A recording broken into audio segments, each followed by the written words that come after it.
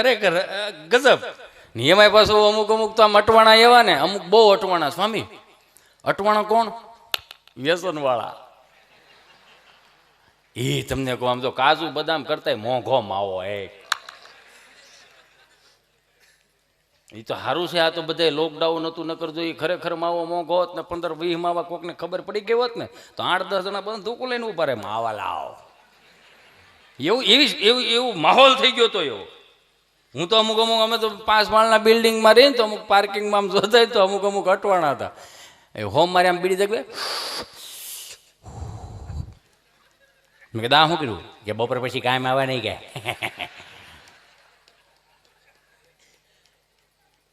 અમુક પાસે તમાકુ વાળાને ઉપાધિ નહોતી, હું કામ પડી કે ભરી ભરી રહેતી હતી. અમુક રાષ્ટ્રીય કાર્યક્રમ વાળા અટવાણા.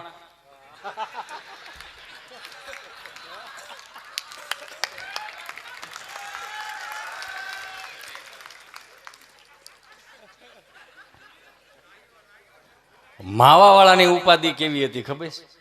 હોમ મારે માવો બનાવે, ફાંકી બાબુ મોઢામાં નો રે કાબુ. હોમ મારે આમ ફાંકી બનાવે, 2 કટકા ખાય, પડીકું વાળીને ખિસ્સામાં નાખી દે. મંગળવારે પાછો એની પડીકું ખોલે, 2 કટકા નાખે, પડીકું વાળીને પાછો ખિસ્સામાં નાખી દે.